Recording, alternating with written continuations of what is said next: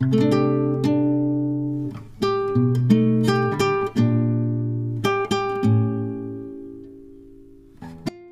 Welcome back to my channel travel with Riddhanga. আমি পিয়ালি তোমাদের মাধ্যমে নিয়ে চলে এসেছি আরও একটা ব্র্যান্ড নিউ ব্লগ। আজকের ব্লগে তোমাদেরকে ঘুরিয়ে দেখাবো বেলুড় মঠ। শীতের বিকেলে বেরিয়ে পড়েছে আমার বাড়ি ডানকুনি থেকে, এখন আছে হাউসিং মোড় ক্রস করে আমরা যাব বাড়ি ঘুরে বেলুড় হাওড়াতে বেলুড় মঠ দেখতে। চলো তোমাদেরকেও ঘুরে দেখাবো আজকে বেলুড় মঠ।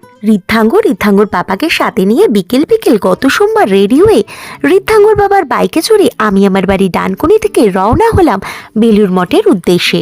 ভারতবর্ষের পশ্চিমবঙ্গের হাওড়া জেলার অন্তর্গত বেলুড়ের গঙ্গা তীরে অবস্থিত এই বেলুড় মঠ রামকৃষ্ণ পরমহংসদেব, সারদা দেবী এবং বিবেকানন্দকে কেন্দ্র করে গঙ্গা তীরে বেলুড়ে গড়ে ওঠে এই সুবিশাল এলাকা জুড়ে এই বেলুড় মঠ। দূর দূরান্ত থেকে বহু ভক্ত ছুটে আসে এই বেলুড় মঠের মন্দির দর্শন করার উদ্দেশ্যে।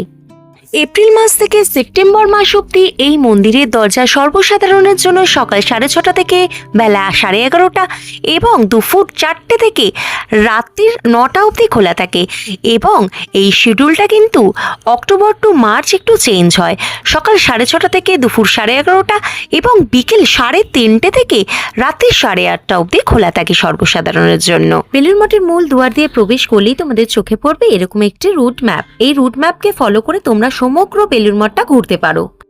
বেলুড় মঠের সুবিশাল লোহার গেট দিয়ে প্রবেশ করলেই মূল দুয়ার থেকে দুপা এগিয়ে এলেই তোমাদের চোখে পড়বে অরবিন্দ কনভারসেশন সেন্টার বাম হাতে, আর তার ঠিক পাশেই আছে রামকৃষ্ণ মিউজিয়াম।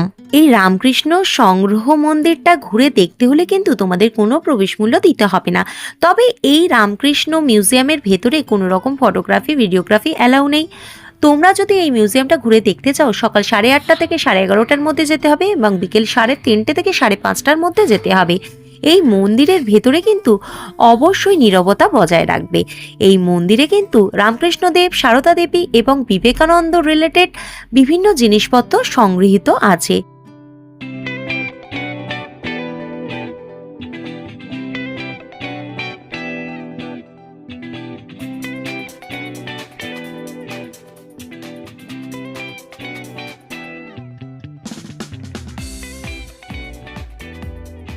মঠের ভেতরে মূল দুয়ার দিয়ে প্রবেশ করলেই ডান হাতেই তোমাদের চোখে পড়বে নিঃশুল্ক এই জুতো রাখার ঘর।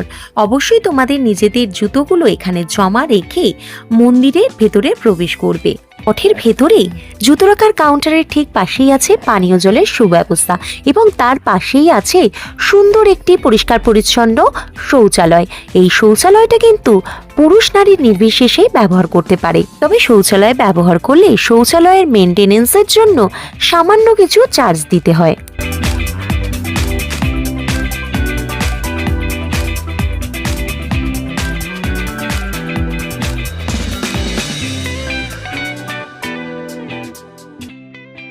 বেলুড় মঠে দর্শন করো বেলুড় মঠের মন্দির।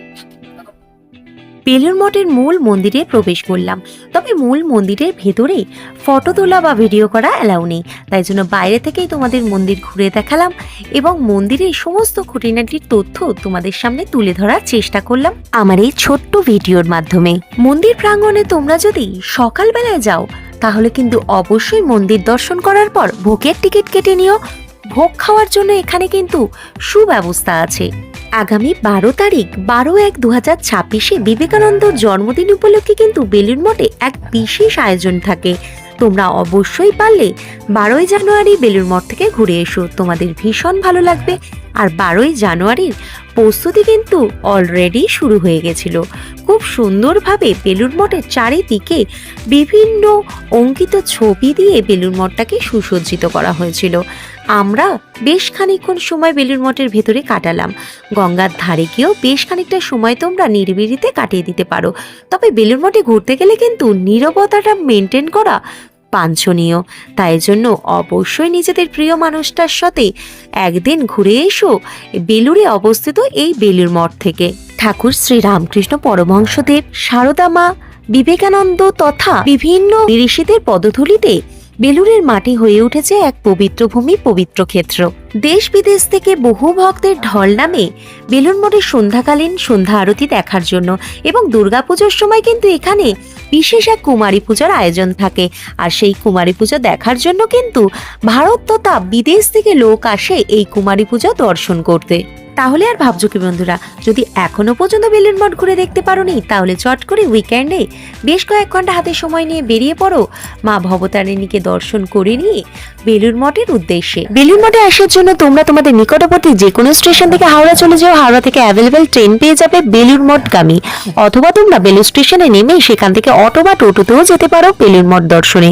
তবে তোমরা যদি মা ভবতারিণীকে দর্শন করে নিয়ে দক্ষিণেশ্বর হয়ে আসো, তাহলে সেক্ষেত্রে তোমরা গঙ্গাবক্ষের একটা সুন্দর মনোরম দৃশ্য উপভোগ করতে করতে ফেরিঘাট হয়ে চলে আসতে পারো বেলুড় মঠে। আজকে শীতের সন্ধ্যেটা খুব সুন্দরভাবে কাটালাম বেলুড় মঠে।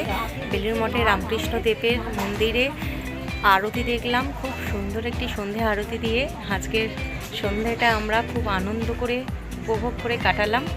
বেলুড় মঠ ঘুরতে এলে অবশ্যই তোমরা বেলুড় মঠে এই আরতিটা অবশ্যই দেখো, খুব ভালো লাগবে। ভিডিওটা আজকে এখানেই শেষ করব। ভিডিওটা ভালো লাগলে লাইক কমেন্ট শেয়ার করে দিয়ে আমার পরিবারের নতুন সদস্য হয়ে থাকলে অবশ্যই চ্যানেলটিকে সাবস্ক্রাইব করে দিয়ে আমাদের পাশে থাকবে। দেখা হচ্ছে নতুন ডেস্টিনেশনে নতুন ভিডিওর সাথে। সবাই ভালো থেকো, সুস্থ থেকো।